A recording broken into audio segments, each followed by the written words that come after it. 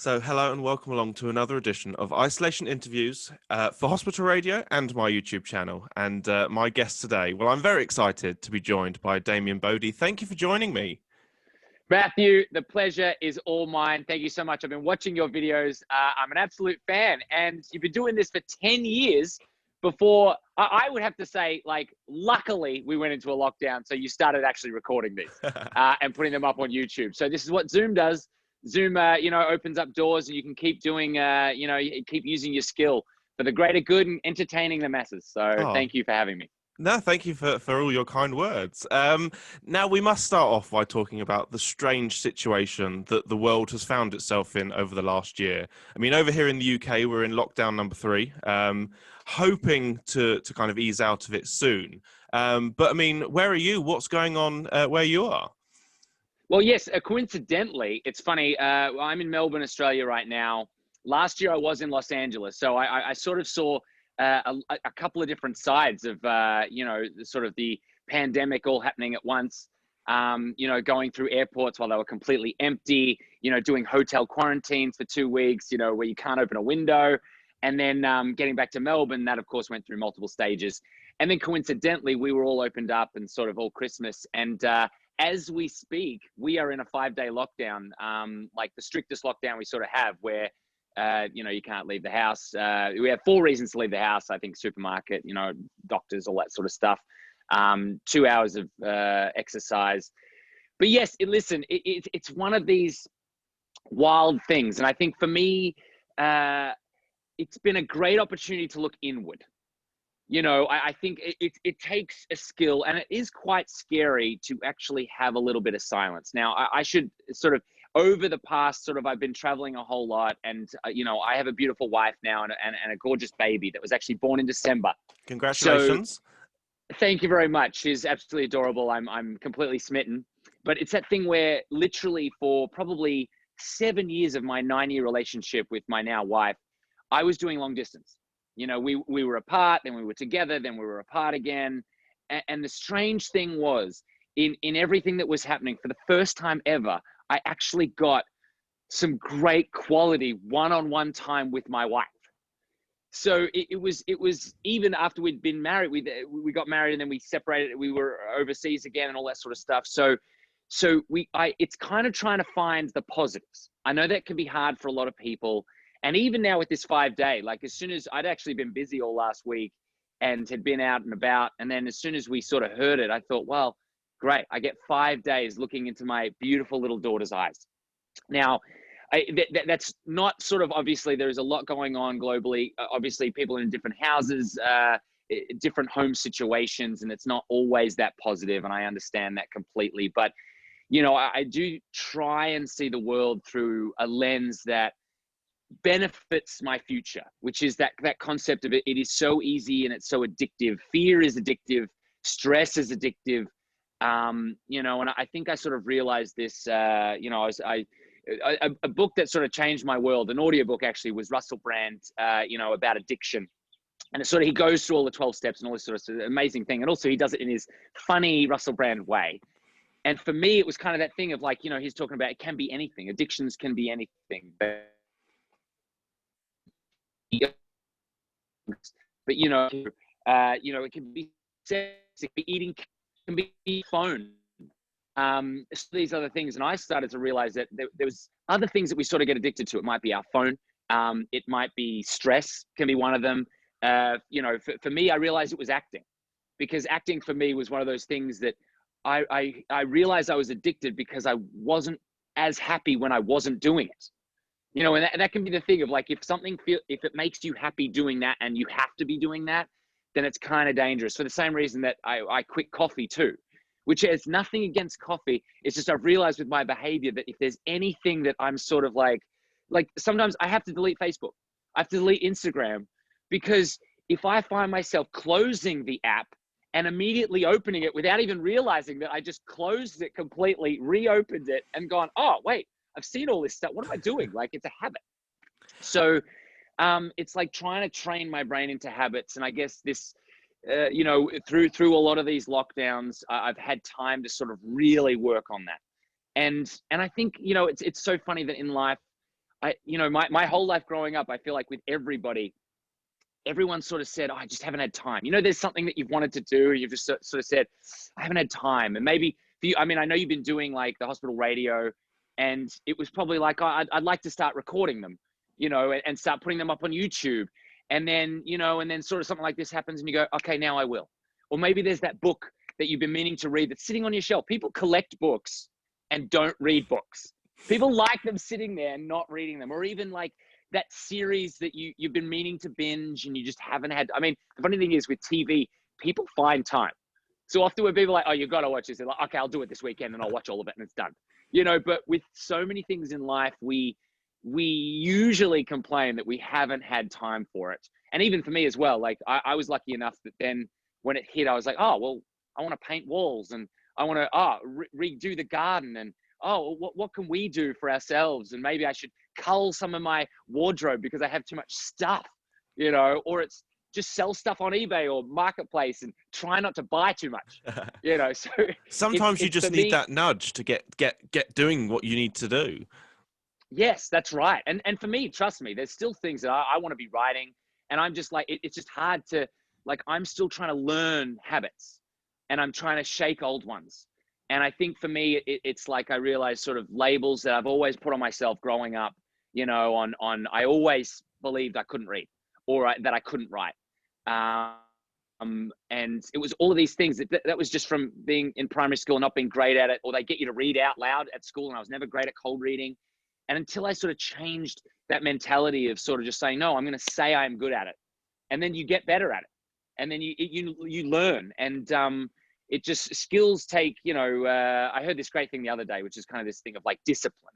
Like we hear discipline as such a negative connotation for something, but all discipline is just a skill.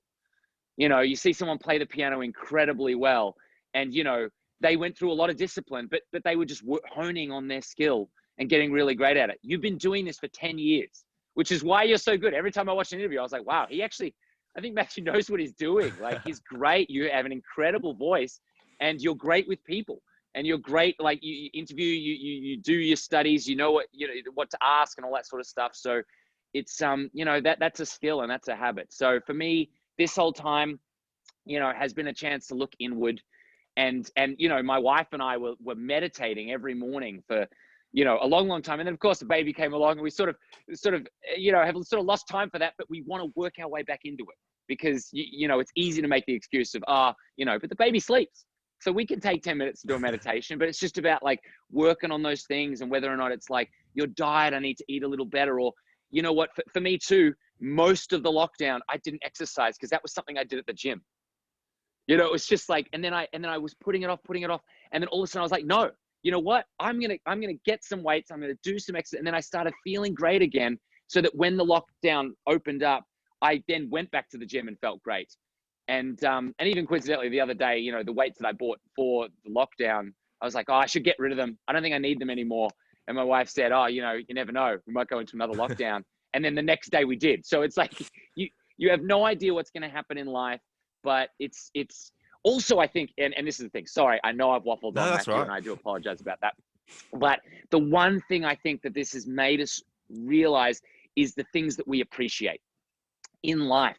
And I mean, how much more now do you appreciate your family? Or how much more do you appreciate your friends? Or do you appreciate just that bar on the corner you can catch up with mates and have a drink, or just like, or whatever, going to the mall and just wandering, or going to a restaurant and eating out? Like, there would have been plenty of people that weren't going to the movies as much as they wanted to, or weren't going on date nights on a Saturday. And actually, it's funny, as soon as those things are taken away from you, you then realize you want them. And it's okay. Some people get negative and be like, I can't believe they're stealing our freedom, all that sort of, but it's just like, no, let's just notice what's happened and things we took for granted. And for me as well, like I completely took my wife for granted on all of those long distance trips and all that sort of stuff. And now getting to be with her every day, I don't want to be apart from her now. That's the new thing. And I was already married to her. And so it's about, those little things that I do believe we can appreciate more.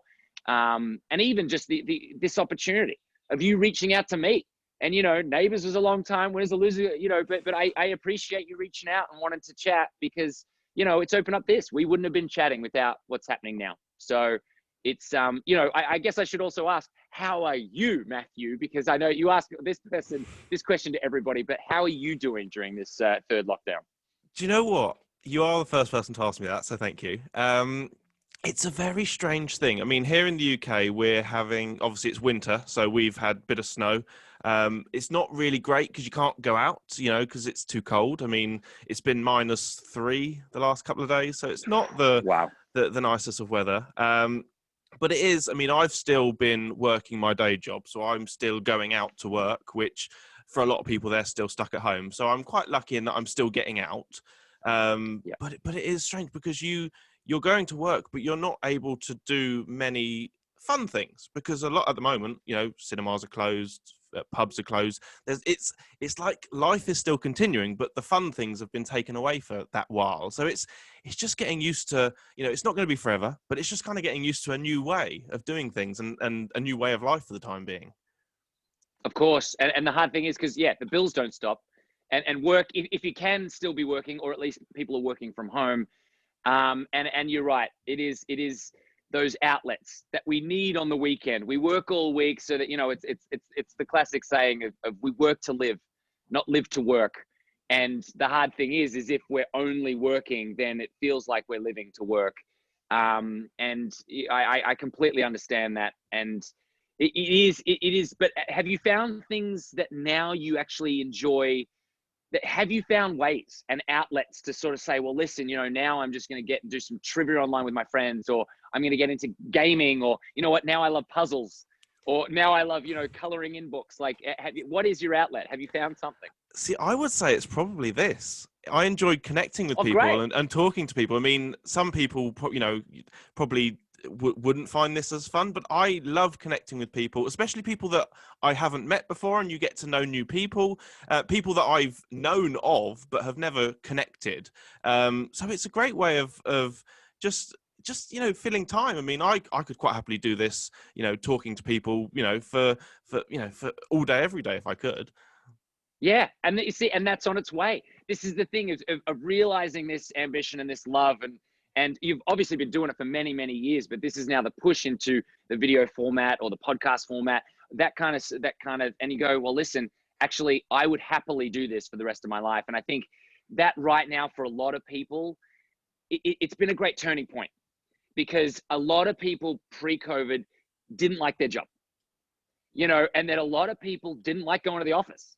And the amount of I forget what the actual stat number is, but people they want to work from home now. People don't enjoy being in the car, even though now it's like, oh, I can't go anywhere. It's like, oh, you used to spend like an hour each way on the car or on the public transport, getting in and all of that. And now you can just roll over and maybe just do it on your computer.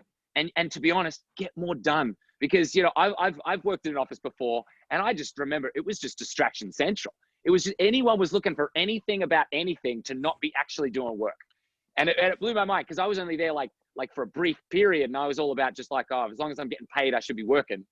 And so I was just amazed. People were this and that, and people just want to be in the coffee room and chatting the whole time. And, so it really is that thing of, it's opened up this brand new avenue in our minds of going, well, what else would I mean, for me personally, it's reiterated that yes, acting is for life for me.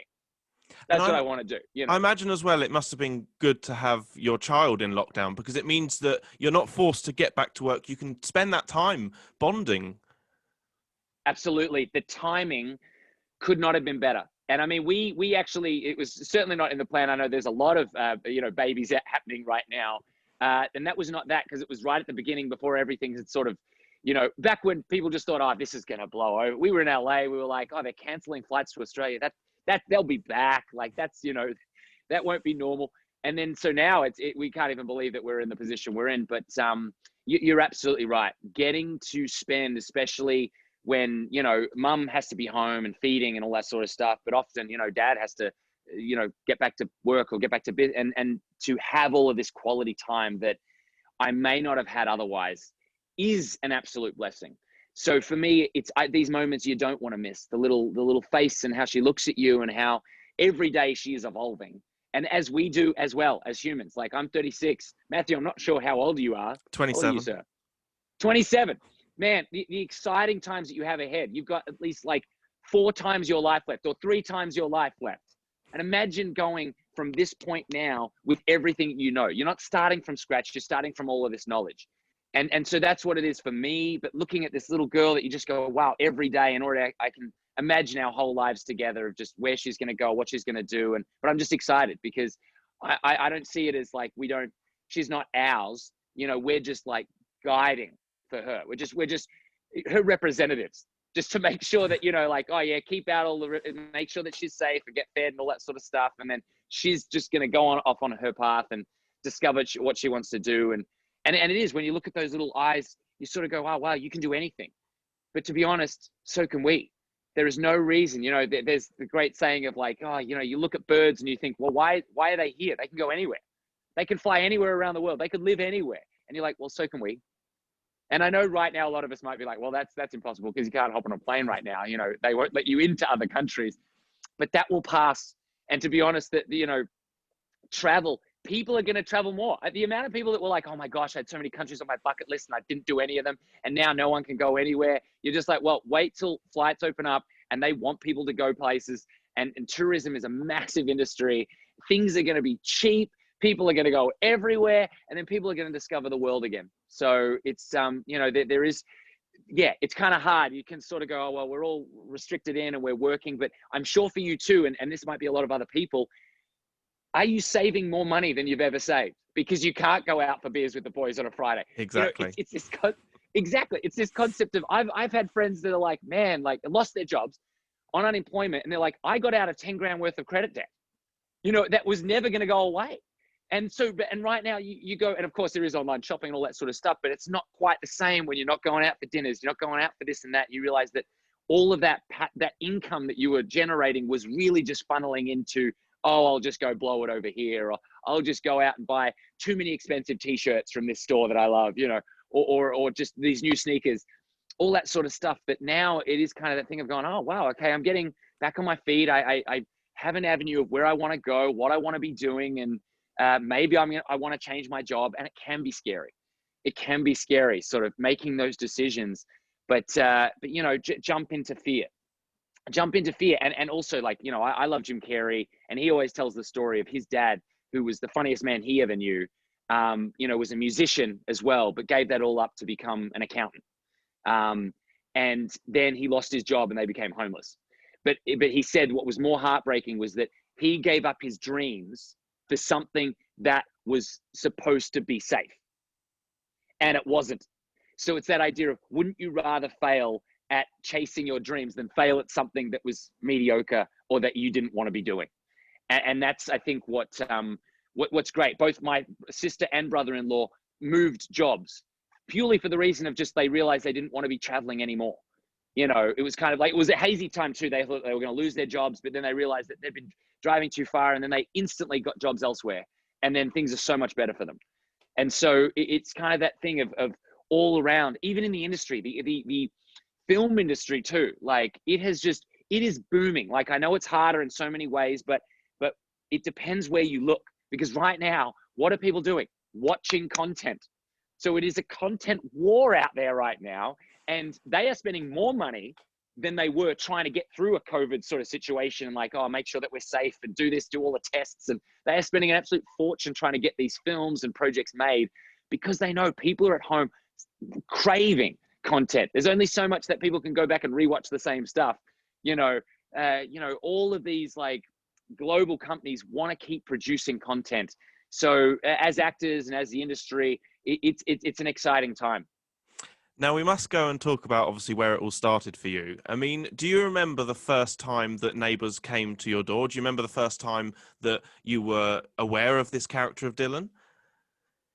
Yes, coincidentally too, I actually had grown up watching Neighbours.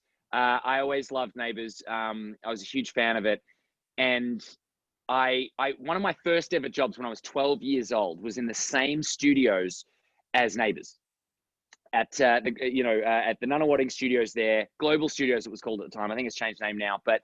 And I remember being in the cafeteria, and I was trying to learn a yo-yo because I was 12. Everyone was doing it, and I think I had to do it for the role that I was doing. It was a TV movie, and Ian Smith walked in, Harold Bishop, and he's there, and I'm trying to yo-yo, and he walks over and he says, "Oh, let me show you." And so he takes the yo-yo, and I'm completely starstruck because I'm like, "This is Harold Bishop." I think at that point too, that was like 1996. He'd just come back after the amnesia disappearance, so he'd just been back on the show. And so I was completely starstruck. He was the sweetest guy ever. And then coincidentally, I did end up going on to Neighbours when I was 12 for a couple of episodes with Luke Hanley was a character on there at the time. And then when I was 15 again, I got to do the show again, which of course with Daniel McPherson as Joel. And I was sort of a part of his storyline there. And that was also, once again, I was starstruck because I was the Billy and Ann days were kind of my days of when Toadie and the Kennedys first came in. I was a huge fan of Stonefish, and that was weird. So, and then sorry, I know short story long, right? Then it gets to like, what year was it? Like 2005. And I'd actually seen Neighbours, and also people had kept telling me, they're like, "Man, have you seen Neighbours recently? There is a guy on there that is just like you." And I was like, "What do you mean?" They're like, "Yeah, he's exactly like you." And I watched it, and of course, this was Ben Nicholas's Stingray. And he just had so much energy, as you can see, sort of, that I do. And he was just fun, and he was like a bogan, but he was like wild, and he was hilarious to watch. And he was just a bundle of energy on the show. And I was like, "Oh yeah, he's kind of similar." Like that's kind of, and then my agent called, months later and sort of said, there's this brother coming in. And I don't know if you've seen the show, but it's uncanny. You are very similar. And so when I went into the audition, I went in with Jan Russ, who was doing it at the time. I mean, she's a legend. She did, the Kylie and Jason days all the way through to my period of the show. After that, she had left, but I kind of feel lucky that she was there for, casting all of the, the Guy Pearces and the Jason Donovans and the, like even just the Jesse Spencers and Brooke Stachwells, all of that kind of stuff. So it was really sort of, she was a legend, and I went in there and did it. I can't really remember that first audition much. I kind of went in and just went for it. But I remember distinctly, and this is kind of, will come into the character more and more, that I remember thinking, okay, I look very much like this other guy. There is no way they're going to have two guys look exactly the same. I need to grow my hair. So I'd never had long hair in my life ever. I did this show Saddle Club once, and I wore a wig. So if anybody thinks that I had long hair in that was a wig. But it was just that thing of I'd had short hair like this, which looked exactly like him. And I thought, you can't have two characters that are basically looking like twins. So I was like, I need to grow my hair. So then from the callback, and I actually had another friend that knew Ben Nicholas too, and he's like, "Oh, you'll love him. He'll be great." I go into the callback, and I remember this because we had like a drama coach on Neighbours, and Mike Bishop, and he walked in with Ben Nicholas. And Ben Nicholas had been on set. So he was sort of come from set. He's such a fashionable guy. He was looking cool. And like, he came in there with his script because he was going to be reading with all of the Dylans, right? And it was so like, I was like, oh, wow, so taken back because already he was on the show, like, and this is a long running show. I'd done plenty, but it was just kind of that thing of, I got to meet him, and then we got to play the scene. And I remember, I think later on, I didn't realize at the time, but Jan Russ, I think, had said it best. And even Peter Dodd, the producer at the time, they were like, they had never seen somebody overpower Ben with energy as an older brother than you did. And so, he was such a bundle of energy. And I came in and played this character that had to be more dominant than him. And I was able, I can't remember doing it, but I instantly did it. And that they were like, that's him. That's you. And then coincidentally, it was so funny that years later, when I was doing Winners and Losers, Ben actually auditioned for a character on the show. It was just a side character. And the producer came up to me and said, "Oh my gosh, if we ever need a brother for Jonathan, we found the guy." And I was like, "You talking about Ben Nicholas?" He's like, "Yeah, he'd be a great brother." And I was like, "We've played brothers before." So, and I didn't actually know about any of the Neighbours stuff. But so then I got to be on Neighbours. And of course, seeing Ian Smith was there again, like, working with Paul Robinson. That was Stephen Dennis coming onto the show. He was such a legend growing up. I even remember him back in the day, early with him and the twins, you know, and all that sort of stuff. I remember one, you know, cliffhanger of he was going to jump off a bridge, you know, and like, you know, and I remember not getting to see that episode of whether he did or not, but of course he was still alive. But it's those cliffhangers you have to watch the next Monday. If you miss it, then you don't know what's going to happen. So, and then of course, you know, we were in Jackie Woodburn's house, the Kennedy's house, and she's just an absolute beautiful soul. And I learned so much from coming in and playing, you know, Ryan Maloney's cousin. And, you know, I took Neighbours so incredibly serious, probably too serious. And I pretty much, during my entire time there, I was only there briefly, 2 years, actually quite short in the scheme of Neighbours. But I was there 2 years, and my whole life was work on the script, film the show, and sleep. That was my three things. And I know for the other cast, I probably was quite boring at the time. Like I still remember some of my closest friends now, Deech and Lackman, who played Katja Kinski on Neighbours, one of my best friends. I still remember once, like I was on set and she was like, "Oh, we're all heading out after, you should come." And I was like, "Oh yeah, maybe." And then I remember her calling me and then like being asleep. And I was like, "Oh, hey, sorry, no, I don't think I'm going to make it. I'm already asleep." She's like, "It's like 8 o'clock.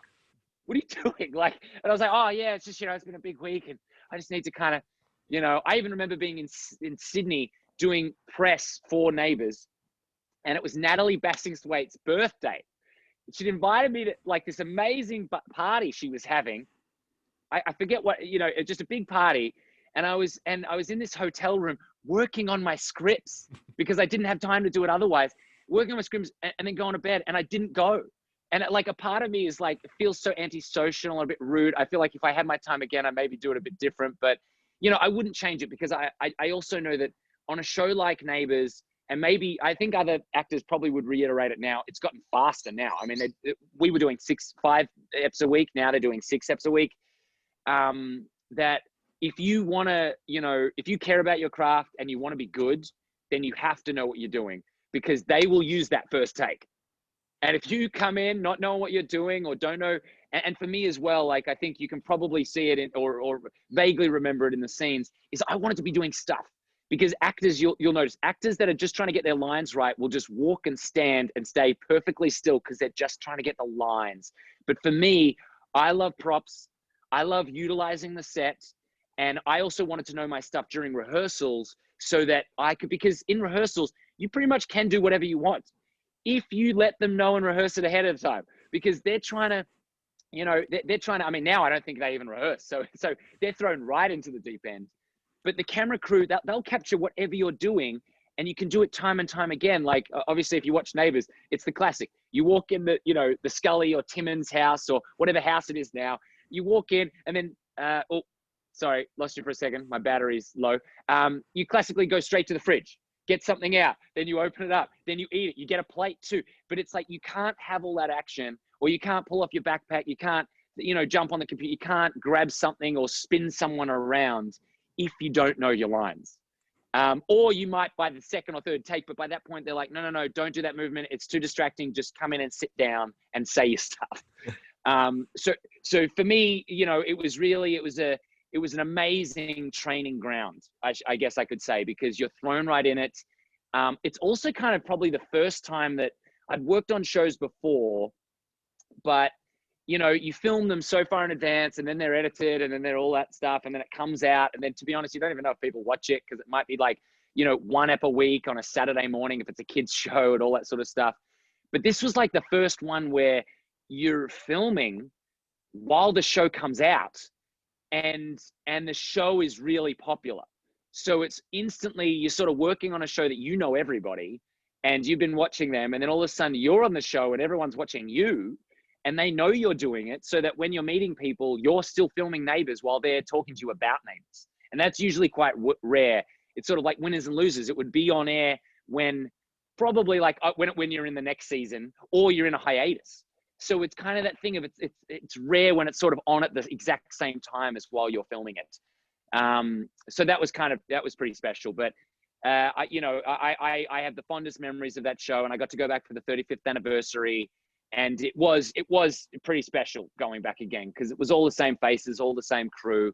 I loved it, and the producer coincidentally had worked on Winners and Losers. So the producers had literally gone from Winners and now we're on Neighbours, and here I was seeing them in Neighbours when I never knew them from that world. But the two worlds were sort of colliding. Now, I mean, the amazing thing, obviously, the Timmons was such a fantastic family when they were brought in, because obviously, like you say, it was originally just Stingray.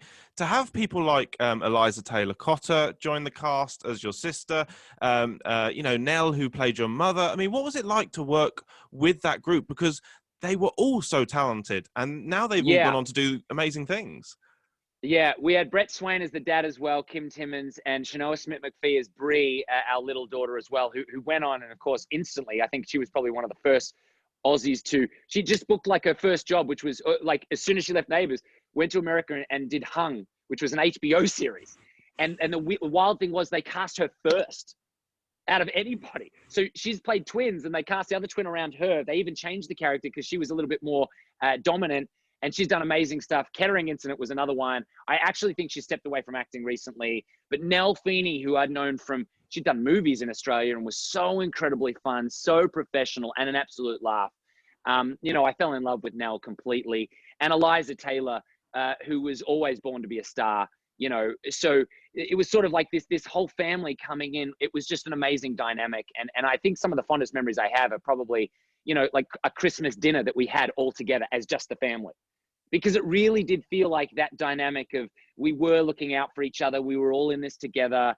It was all just a big experience. And it's kind of, because when I first came in, it was kind of strange because I came in as just a guest character to play his brother. So no one sort of knew I was sort of there to stay. So I definitely felt a different dynamic from when once the girls came in, it was all like, you're the next family. And I was like, oh yeah, I've been here 3 months and now I'm getting treated like the new family when I've been just here in the green room, guys.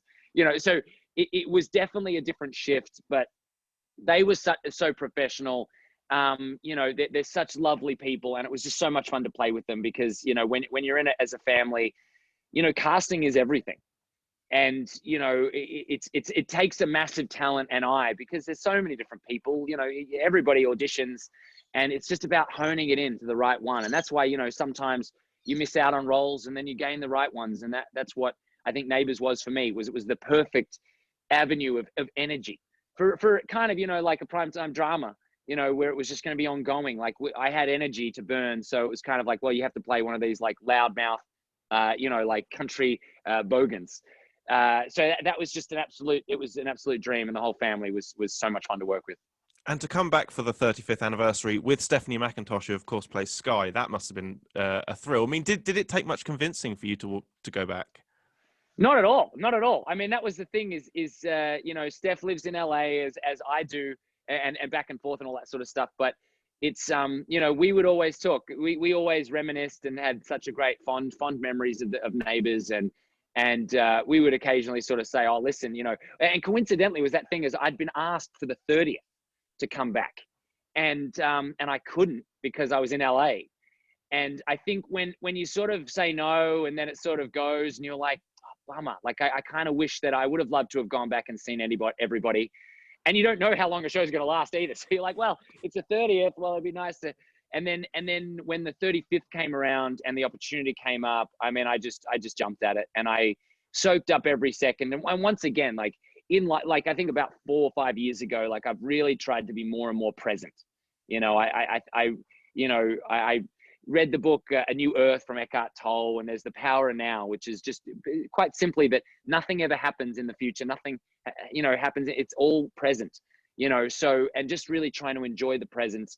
And a lot of the times too, like I know in life that sometimes when you're in a struggle or you're in pain or like even right now, this will be happening for a lot of people, that people will look back on this time and reminisce in a positive, even if they won't. Like nostalgia is a thing. Like I probably was a little bit of a stress head during Neighbours, worked a little too hard, did all of that, but it's such a fond memory. And I know that like it was always going to be fond. I was always going to love it. But I know people that even work on something or work with them and they can't wait to get off set, or they're not enjoying it or this or that. And then years later, they reminisce about how much fun they were having. And I was like, that's not what I recall from you.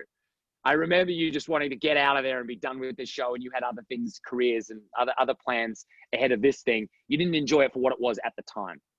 So, you know, as soon as they asked, I was like, yeah, great, I'm going back, and I'm just like soaking up every second. And it was so like, you know, I was hanging out with the crew, you know, all in between the takes, and getting to even work, you know, with new directors was fun as well.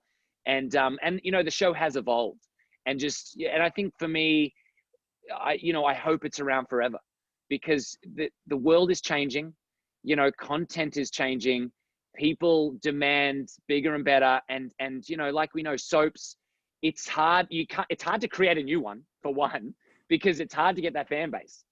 And things like Neighbours, that if it disappears, that is so many jobs, like especially for actors over, you know, 35 years or whatever, and crew, full-time crew, that, you know, when I was on Neighbours, it was the only drama going at the time in Melbourne, right? Like, so how lucky was I? So it's that thing where right now that has happened multiple times. Shows come and go, but Neighbours is still always there. So I will, whatever I can do to, like, you know, make sure that show sticks around, like promote it or whatever. I absolutely love it. And I just want it to stick around, because, you know, once it disappears, then you're losing that kind of, that you know, that world that it was. And I know the fans are sort of few and far between, and it's sort of changing where they sort of are, or where people watch it. You know, I'm watching cast on the show drop them on Instagram now. I'm like, look, they're dropping episodes on Instagram and like YouTube, and you're thinking like, wow, this is like, the time has changed.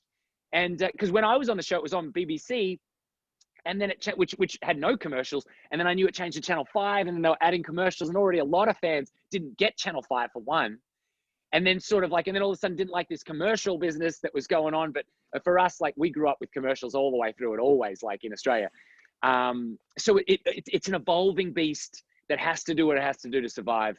And it's been a lot of, you know, like a lot of amazing cast have gone through it, and going, you know, shooting for the moon. And of course, Eliza Taylor, like The 100, like what an amazing show that, you know, she's done. And now that's all finished, and you just go, wow, like what a legacy. And she's just an incredibly sweet, down to earth person. That just, you know, was so incredibly talented, and Neighbours was one of those launching pads that sort of was a great training ground to sort of, yep, next step. And I mean, going back as well, not just getting to work with Stephanie McIntosh again, you also got to see Ben Nicholas again, because he does a lot of behind the scenes videos at Neighbours. So He does. they look like a lot of fun to film.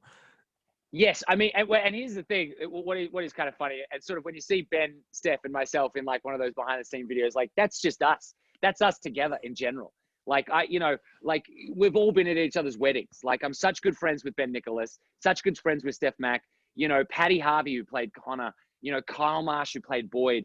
You know, Deachin, like I mentioned, like people that will be in my life forever. And it's not every day that you get long life friends from a workplace that you then leave. You know, you might have work friends because you're still at the work, and you do work drinks and all that sort of stuff. But when years go by and you're still calling and catching up, and going through the big roller coaster that is life, you know, births and marriages, all of this kind of stuff together, it is beautiful. And I mean, Ben is just incredibly hilarious. Always has been.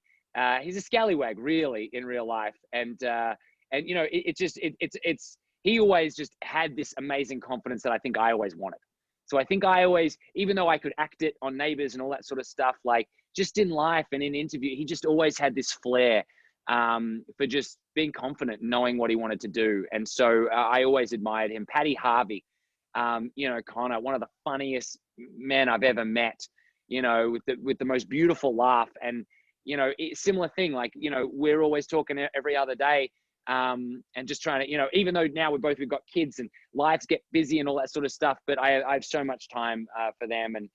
And you know, and that's what Neighbours brought me. So you know, it really was just stepping on set again was weird. Oh, and I'll say it's even weirder, because whatever happened, it was the same time they were doing Endgame, which was that island where, you know, Rob Mills was killing everybody, right? And so it's like the whole cast was off filming that.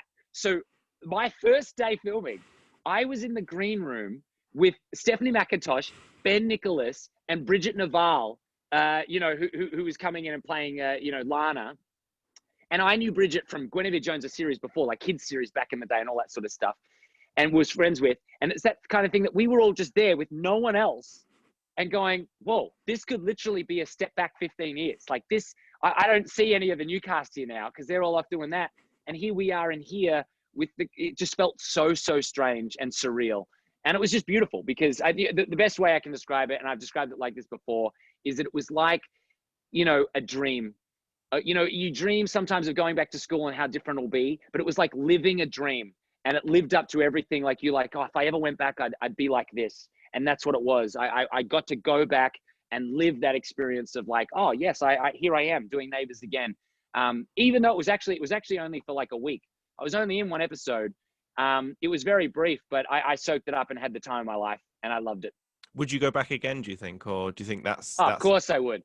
Of course I would. But here's the thing, is like, it's just that thing of I go wherever the wind takes me. So it's, opportunities come in the most amazing places, and you never know where they'll be. Or, I had to, unfortunately, decline the 30th anniversary. And then the 35th, I know that in the way it worked out was actually probably more thanks to Steph Mack, because I wasn't planning on coming back. The whole story was that it was Sky, coming to get married to Lana because they were doing these 5 weddings. And, Steph had said to the producer, Jason, well, you have to get Damo back. And they were like, oh, I don't know if it'll work, and then basically it was like, oh no, it's probably not going to happen.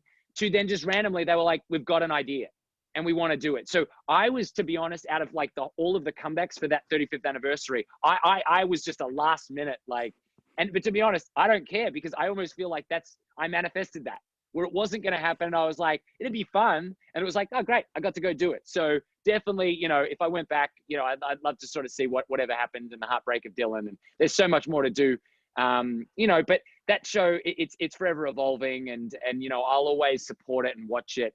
I don't have to be doing it to love Neighbours, that's for sure. Now we have to talk about Winners and Losers, a series which we did get it here in the UK about 4 females who win the lottery, and it's kind of follows their life as things go a little bit wrong. You obviously played Jonathan. It's very different to Dylan. So what was it like to play that character? Oh, so much fun. I mean, Jonathan, when I auditioned for that role, I was actually in LA at the time, and it was so much fun to play. For those that hadn't seen it, he was the gay assistant to the lawyer on the show, the lawyer that takes herself way too seriously. So it was great. She was so straight, even though Virginia Gay was incredibly funny in real life. She was so incredibly straight, and he just got to be the polar opposite. So he got all of the best dialogue, all of the best wardrobe. In the example that whenever there was like a wedding and all of the scenes were split into, oh, we have the Bucks party where all of the guys are there, and the hens party, I got to be at the hens, right? So, it's kind of that idea of like, when you're a character that actually gets to follow around with all of the best fun stuff, like that was, so once again, when you sort of talk about characters that sort of fall in your lap and energy to burn, right? It was kind of because I had this heightened, excited, fun, energetic character, like I could actually be a lot of myself. And so it was actually like, the whole cast were just absolutely brilliant. And coincidentally, again, to land on a show with Blair McDonough, that he was Stuart Parker from Neighbours. And even though actually we had no scenes together, I don't think, when we were on Neighbours together, to actually land on that show together and be like, oh, here we are. How strange is this? Like, we're both from the same worlds. And here we are on Winners. And even then Nell Feeney came in and was Beck's mum on the show. So it was so great to kind of like, and the funny thing was, Nell Feeney came in to play Beck's mum. Denise Scott came in to play, Jenny's mum, and she played my mum on a series Shortcuts years before. And there was a lovely lady that came in and was playing someone else's mum who played my mum as Liam Rigby on Neighbours when I was 15. So it was kind of funny that I was like, wow, here I have all my mums from my past here all again. So it was so much fun. It was a blast to do. That was in Melbourne again. And it really sort of like got to show off Melbourne. We got to go into great locations. And that's the thing, when you do sort of like a 1 hour drama, they have more of a budget, and you get to go into sort of like the best nightclubs, and you get to go into the best restaurants, and you get to do stuff at the races. And so you get to do all these settings that you're like, oh, wow, we're actually getting to, show off and show off Melbourne in itself as well. Cause it was almost like that was a character in itself, sort of the suburbia of Melbourne, inner city Melbourne. And work in the Docklands, all that sort of stuff. So it was a ball. I had an absolute ball, and I left 3 seasons in, Because and this is the funny thing, and this is what I should explain, even with Neighbours too. Like I left after two years, because I wanted to, but not because I wasn't enjoying it anymore. But I just had probably in my past, I'd be different now because I definitely enjoy the present more. And I think I know that whatever, and even with Elephant Princess, that was another show I did. I only stayed for one season, but my rule is I always want to be doing it while I'm still loving it and while they're still loving me, right? It's kind of like, it's like being at a party, right? You don't want to be that last one at the party that they're trying to kick out. They're getting the Hoover out. Or getting the Hoover out, or being at the party and complaining about how lame the party is, which a lot of actors do. They can be working on a show and actually complaining about the show while they're doing the show. And you're like, come on, it won't be around forever. You're getting paid to have fun, like just enjoy it. So for me, that was the same thing with Winners. I wanted to leave while I was ahead, and it shocked everyone. No one really knew I was going. And it was that kind of thing of, people were like, oh, why, is it, you're not enjoying it anymore? It's like, no, you kidding me? I love it. Like I love it so much, but I just don't want to get to a point where I wake up and I'm like, oh, do I have the energy for this? Or I'll take it for granted, or not start, memorizing my stuff, or not trying to be creative. Because those that haven't seen the show, like I was working in an office. Now, my whole goal was that the amount of times I entered, and this is similar with Neighbours, that you enter a room, like this was like a law firm, enter a room from reception so I wanted a different reason to enter that room every single time. And for 3 seasons, like every single time, there isn't the same way that I entered the room. And that's even like with Neighbours too. You enter a house, I don't want to just go to the fridge and get the same thing. It's like, okay, you got to go to a counter. I'm going to the TV, turning it on, or I'm going to, go to the computer, or whatever it is. Like you want to keep it fresh for you. And you just don't want to ever get to the point where you're like, okay, I'll just come in. Where do you want me to sit? Like, and also that's another actor trade thing as well. Like on location, it's just like, what's the scene and what's the shot and where am I sitting? Because they're just too lazy. They're like, oh, it's going to be a long day and it's a party scene. I'll just sit the party, but even like with Jonathan, any parties, it's like, I wanted to be like mingling and going around. So I was in the background of other people's shots, and like, I just want to enjoy it while I'm doing it. You never know how long you're going to get to be doing it, especially a show like Winners and Losers. And so that was another thing. So Neighbours and Winners were similar in that way. And even Elephant Princess, that I just sort of wanted to leave while I was just loving every second of it. And so that I had that amazing memory. And that's also why I was nervous about going back to Neighbours 2, but wanted to, is that similar thing. I was still in that frame of mind that was like, yeah, I'll enjoy every second of it. And even if it's just a couple of scenes in one episode, I'm just gonna soak it all up. And that's what acting is for me. And as soon as it changes or becomes just about money, then I'm in the wrong thing, and I need to find something else, because it is about, the love and the enjoyment and meeting people, and it's not every day that you get to do work that gets noticed by people. It's hard. A lot of people work very, very hard and no one knows. And that's what, they come home to their families. Not even their family knows what they do. It's like they can tell them, like, I did this and this, and they're like, I don't know what that means. So it's kind of very lucky that you sort of do a show that then everyone's like, oh no, I know Dylan. It's like, oh yeah, isn't that funny? That was, a big 2 years of my life. Or I know Jonathan. Oh yeah, wow. There's, and that's why even when I've done kids series from the past, and sometimes it's funny, I get more recognized from it now because I think they're old enough and it's just a fond memory from their past. But then at the time, I was never anywhere for anyone to sort of say, oh, you're from that thing. So, but those are fond memories to me. So if they ever mention anything, I'm like, oh, wow, I know the time and place I was doing that. The year at school I was having to do schoolwork at the same time as this. So, and that was the thing too with Neighbours too, like the cast on Neighbours that are the kids on Neighbours, man, they're working hard because they're doing full-time school. And I'd done that with other shows, but once I landed on Neighbours, I was actually lucky because I'd finished school. So I was like, wow, I'm so lucky to be here full-time and not have to do school. But there is other kids that as soon as they finish on set, they're whisked off. And you're like, oh man, I know they just want to sit in the green room and just make fun like we do, like just and laugh. So that can be that hard thing too of, definitely all those younger ones that are still at school, man, they're working so damn hard. Now, obviously going forward, what have you got coming up in the future? What is it you're looking forward to next? To be honest, this is the excitement of our industry. Like, I don't know, but I'm excited. And it's that aspect where you like last year, and it's a blink and miss role, but I landed on a Liam Neeson movie that was shooting in Melbourne. So I had like, you know, like a couple of scenes at the beginning of this movie. Of course, with a film, you never know, you might be edited out completely. But the point is just to land on that film in itself was just like it was a milestone for me. Because if we're talking about belief and what you believe in yourself, I'd always just associated myself with TV.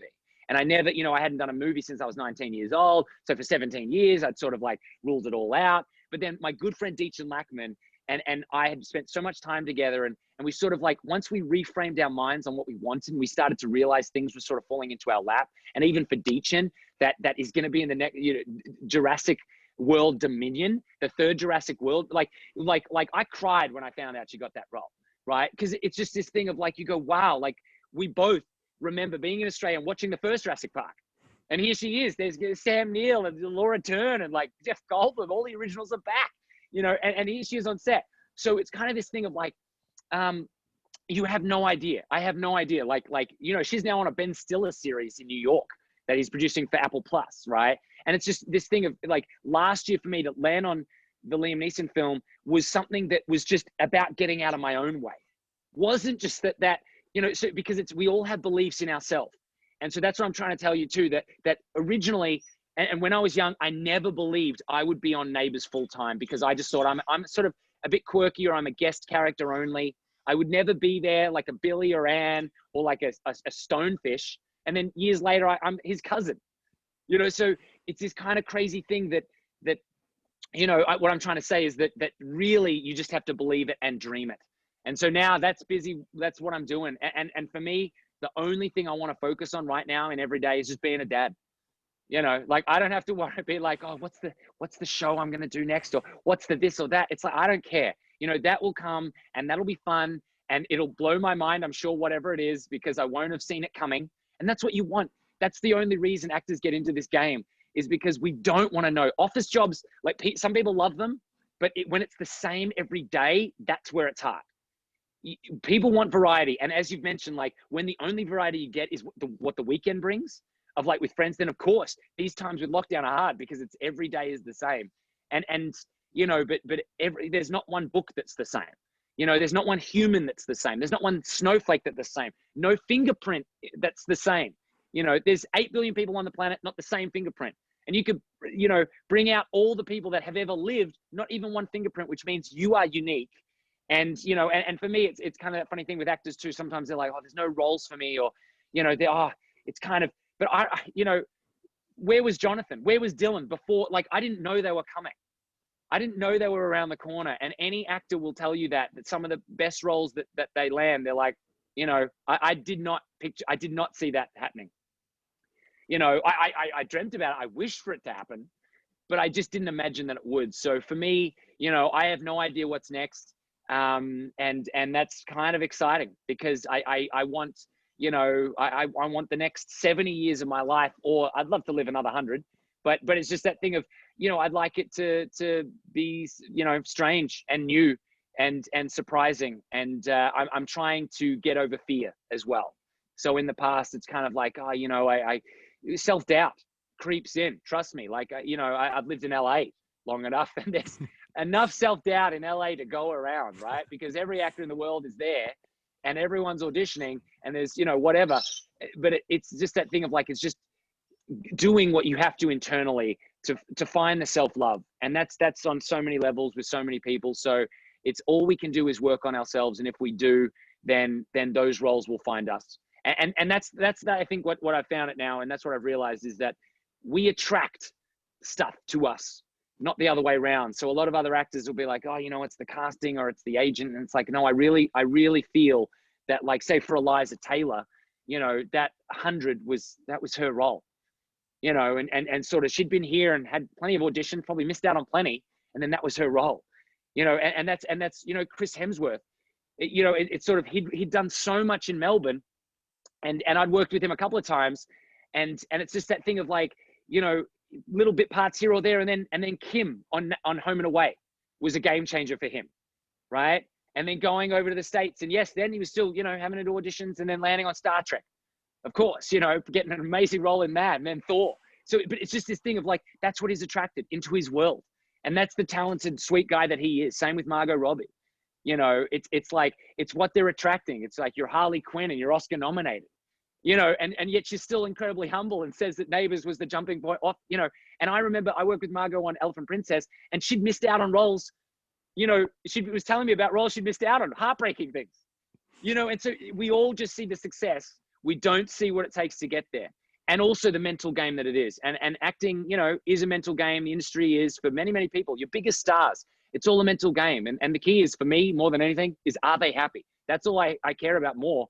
Is a lot of people, a lot of actors in particular, can get jealous of other actors. But my thing is like, well, listen, you don't know what they're doing. You don't know what they're feeling. You don't know what's going on in their family life or how hard it is being away. Because trust me, you get those roles and you have to move. And you know, sometimes you can't take your kids with you. And so it is that hard thing, or sometimes it's hard to balance, like family life or have a baby, you know, especially for a female artist. You know, it is hard to sort of go, when can I, you know, have a child in here, you know, without it kind of like, you know. And that's why Deitch Lackman just did it absolutely brilliantly. Like, she was doing Agents of S.H.I.E.L.D. while she was pregnant. They'd had a baby, then straight on to the next set, which I think was the last ship at that point. And then, you know, Sky's the Limit, then Altered Carbon and Shameless and, you know, all of this stuff. So it's, you know, it's just wild. Like, you make your own rules. And I see my friends breaking them all the time. Deitch Lackman is one that breaks rules all the time, but she's not breaking rules. She's breaking her own boundaries in her own mind. And we've seen that time and time again. Margot, Chris, like, just all your favorite actors that, you know, they dreamed it at some point. You know, they wanted it. They, you know, and if they're happening, trust me, they want more. You know, we all think that, oh, they've got it now and that's the end. No. They want to keep surviving. They want to keep thriving. They want to keep doing the big, massive movies. They want to win those Oscars. And there's still so much in their life that they're trying to balance. And so really, for me, it's just trying to find just a little bit of everything and just trying to enjoy the whole ride along the way, which even just with this pandemic right now, it's kind of changed things of, you know, I was in the States and now I'm back here and we had a baby and this and that and landed on this movie set. And like, I don't know what's coming next. And I'm kind of excited because, you know, we want things that are going to be fresh and new. And to be honest, when you reached out, it was like, oh, great, Matthew, I didn't know you. And I watched your videos and I'm like, oh, well, now I feel like I know you. And after chatting, then it's, you know, we've got this great connection. So it's, you don't know who you're going to meet around the corner and what's going to happen. And, you know, this has led to today. And to be honest, I get energy from talking to you about all of this stuff that I'm passionate about. So for me, you know, first thing in the morning, and I know it's your nighttime. Sorry about that. It was 9 a.m. my time, 10 p.m. your time. Sorry, you're ending your day and I'm starting it. But this is like better than any coffee I could ever have. It was getting to chat to you about this and yeah, relive some fond memories. But really, I enjoy those memories. And you know, there's this great saying I always say. It's from Lao Tzu, from, you know, 500 BC, so 2,500 years ago, which is this idea of like, if you're feeling depressed, it's because you're living in the past. If you're feeling anxious, it's because you're living in the future. You know, if you're at peace, it's because you're living in the present. And so for me now, it's like, yes, I can have those fond memories, but a couple of years ago, those fond memories were depression that I'm never going to have that again. You know, and that can happen. Like after you do Neighbours, you might be like, well, that's it. You know, that might not happen. And then you get Jonathan and then you're like, oh, well, yeah, that might not happen. You know, but it's like, no, there'll be other things and you just have to live in the now and you'll find amazing things. Opportunities will come and not worry about the future. And that's, you know, the anxiety. Most anxiety comes from like, what's tomorrow? Tomorrow never comes. It's like, if you look around you today and like, you're doing everything you want to do, you're interviewing great people. Yes, you have money. You have money in the bank and there is things you want to be doing next. You know, you have a house over your head. You have like family still around you, loved ones that are still there. Like enjoy this now. Cause honestly, you're going to look back on this time that you're like, I remember recording from my bedroom. Yeah, I'm recording all of these podcasts from my bedroom and what fun before, you know, the studio comes and you have like big, massive, like sponsorship deals and you've got like deadlines and there's like all stress and you forget why you actually even love doing interviews, right? It's kind of like that can come too. So you got to enjoy this while you have it because this, to be honest, you'll look back and could be, you never know, the best time of your life. And I think with our whole life too, like you said, you're 27, right? Yeah. Yeah. It's like honestly, when you're 60, you're going to be like, oh my God, the first 27 years of my life were the best I've ever had. Right. You know, and that's just throwing it all into a big bundle. Right. But we compartmentalize it into like, oh, this was school and that bit was hard, and then finishing uni and this job work. But when you sort of all throw it together, in hindsight, it always works out. And you just got to think back, you know, in many years to come, that you're going to look back and this is going to be the time of your life. So try and enjoy it. That's what I'm trying to do every day. And that's what I'm going to be going and doing right now with my wife and little baby. And now I just want to say it's been an absolute pleasure talking to you for the last hour or so. It's, you know, I could continue, but we better leave it there. But any messages? I'm sorry, because I waffle. So that's my bad. I do like talking a lot. So sorry about that. No, that's not a problem. We love it. But any messages you'd like to give to anyone who is listening, who's in hospital at the moment, maybe not having the best of times? Anything you'd like to say? Yeah, of course. Here's the thing. It's always hard with your present situation to imagine anything else. And we often think that that's it and that's everything that we're doing. And listen, can we say that there is challenges and hurdles, and especially in hospital? You know, there are things to overcome, but I think I've read enough books and amazing things, and I believe in miracles, right? I believe in the miracle of the body. The amazing doctors and surgeons right now, to be honest, if we look at it, we are the best society we have ever had, in the sense that we have the greatest technology we have the greatest surgeons, the greatest doctors. We know the most about medication and the medical field than we ever have in our lives. And tomorrow they'll know more, right? So it's getting better and better. And so anything that seems like, well, we don't know tomorrow is a new day. There'll be other technologies. There'll be other studies. Like, we are learning so much, but it also has to start in here. For so many people in hospital too, especially older, I know anyone that's older, in hospital, it can be a wake-up call to sort of similar to a pandemic, where it's that idea of like, I wasn't living life, and what was I worried about? And it's also that thing of course, when you're unwell, you're like, wow, I'll never take for granted when I feel well again, and that's what we do. We take life for granted a lot. And you just need to dream. I used to say that I used to think that we go to bed and dream at night, right? But now I dream and then I go to sleep, right? And we need to train our minds of what do you want? And negativity is infectious, and negative thinking is a disease in itself. And we can get so bombarded with all of this darkness and thinking, oh, there's no hope and all this sort of stuff, but there always is. There are miracles left, right, and center. There are people that have had the worst diseases that have just completely gone in remission, like gone from their system completely. And even the doctors don't even know why. So it's just that thing of like we're still learning. The body is a remarkable thing. Science and doctors and everything is just so, like, everybody like wants the best. And I think it's that thing of like, you appreciate life more, I think, when you're in a situation where you're worried about losing it. And it's devastating to see in children, when of course children go through this, and it's like, well, why, what's the message here, and what's all of this for, and why is it happening? And it seems unfair. But it's, I really think that internally, if we can find peace, find our happiness, and dream of that day. Like, if you're in hospital right now, what are you doing with your first day out? Because trust me, a lot of people just the first day out just sit at home, right? It's like, no. Like, plan, like, where are you going? What are you doing? Are you going to run a marathon? Are you going to start playing piano? Because there's not a piano in the hospital, right? Are you going to take up art? Are you going to buy canvases? And you're going to just be doing incredible art? Are you going to skydive? Are you going to go to far off countries and hike and like dream of that, right? Because that will get you through this, because that's something exciting. And I think that's a hard thing, even in life. And trust me, anyone in the hospital, let me tell you that there are people in life that aren't living this, and they're just doing like, they're unhappy at home. Like you think you have it bad, they have it, but they're trapped in their own prison, which is their own mind, which is the same thing of like, oh, it's not going to get better. I'm on repetition. I'm in this relationship I'm not happy with, or I'm not eating right and I don't feel healthy, or I hate my job, or all of this sort of stuff. It's like, you got to dream. You got to dream. And there's a saying by Wayne Dyer is, your imagination is the greatest gift you were ever given. No one can take it away from you. Einstein says imagination is the most important thing. Tesla, right? These incredible inventors and geniuses of our time, how did they think of this stuff? They sat down and imagined it. Now, if they listened to their peers, they'd be like, you're an idiot. Like, that makes no sense. Like, what are you trying to create? Like, no one wants that. Like, think about this. Right now, we're having a Zoom call through a phone, through wireless headphones. That was someone's imagination, right? There are planes that fly people. There are machines sitting beside you, TVs, entertainment, film cameras, all of this stuff. If you live in a house, remember when they didn't have houses?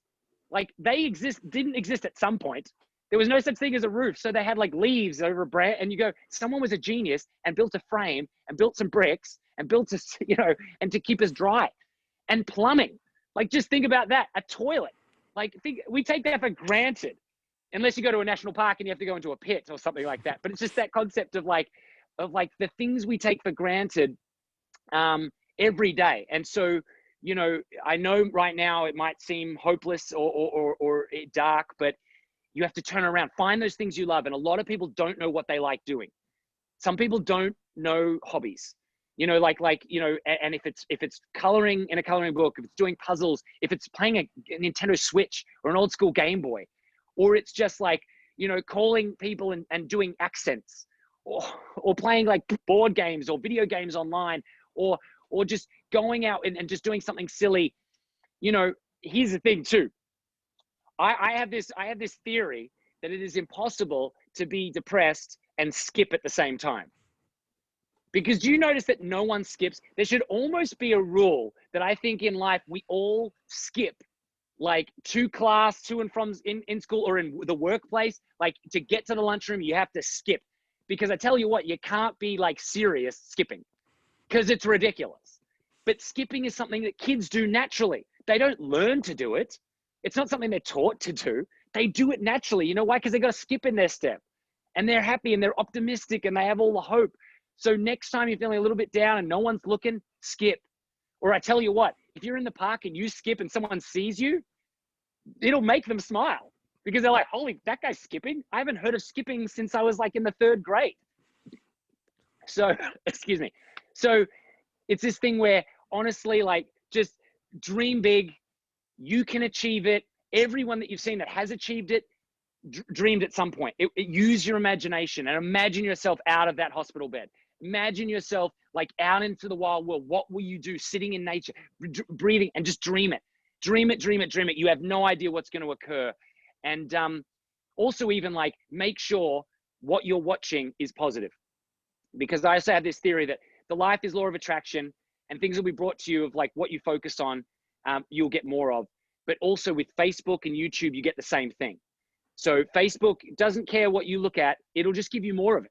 YouTube, same thing, doesn't care what you'll watch, it'll just give you more of it. So if it's news, it'll give you more bad news, right? But if it's inspirational quotes, if it's like, people are just like Alan Watts or Wayne Dyer or Neville Goddard or Edgar Casey or like Abraham Hicks, like I keep getting bombarded with all of these things on YouTube because I started just listening to positive speaking. And because it kept coming, then all of a sudden I keep listening to more and it makes more sense. And oh my gosh, and like Tony Robbins and how inspiring. And then it gets you in a good mood. But often it's like, and YouTube doesn't judge. It's like, if you just want like cute little puppies, it'll send you that too. But it's just a thing of make sure what you're watching is positive, because even a lot of TV and a lot of great stuff I like is all dystopian future. So we all watch this stuff and go, yeah, our planet is doomed, right? It's kind of like, yeah, humanity is awful. Like you need to watch something and go, that's just TV. I need to enjoy life. So you need optimism and positivity. And so make sure what you're watching or looking at is like, find those beautiful stories and those little things, watch those videos or sketches or things that make you laugh. Like, find those things that make you happy, and YouTube and Facebook will keep feeding you that. But if you find that your page is all just negative, you're looking at the wrong stuff. There's a whole other world out there that Facebook and YouTube will feed you with their algorithm. They just don't know you want to watch it. They just don't think you're into it right now. And to be honest, you don't either, because you're addicted to like, oh yes, another doomsday thing. So it's like life is just, it's supposed to be enjoyed, and it can be bright and beautiful. And so just be careful what you're watching. Just find beautiful things like this. Like, I hope this chat was fun, and that if people stumble across this, it might give them a chance to go, okay, yeah, I'm going to look up some of these people, or I'm going to feel good, or I'm going to go to bed dreaming, or I'm going to make a vision board. Like, everyone has a Pinterest or an app. Just download photos of things you love. That holiday home you always want, that pool you want to swim in, that beach you want to go to, that destination, that first class flight you want to take. Like, dream of those things. The old me 4 years ago was like, I can't afford first class. I can't afford like a beach house. I can't afford it. It's like, but then I find ways that they land naturally. Is maybe work pays for the first class flight, and then maybe you're at someone else's house, and they've got these amazing like pool, and you get to swim in it. It's like this beach house that you're living in. The universe will find other ways that it can give you everything that you want. You just have to focus on the positive and the happiness. I hope I haven't lost you, Matthew, because my earphones died. No, I can still hear. Good. I was just going to say, because literally my battery is dying. My ears die. I chatted your ear off so much that all my technology is failing on me. No, I just want to say it's been an absolute pleasure. Thank you so much for giving up so much of your time. It's been an absolute pleasure. Of course, keep safe, and hopefully we'll speak again soon one day. Matthew, I'd love to chat with you again. So much love to you and all your viewers. Thank you so much for doing this, and and doing this for Hospital Radio as well. I really appreciate your time, and thank you for having me.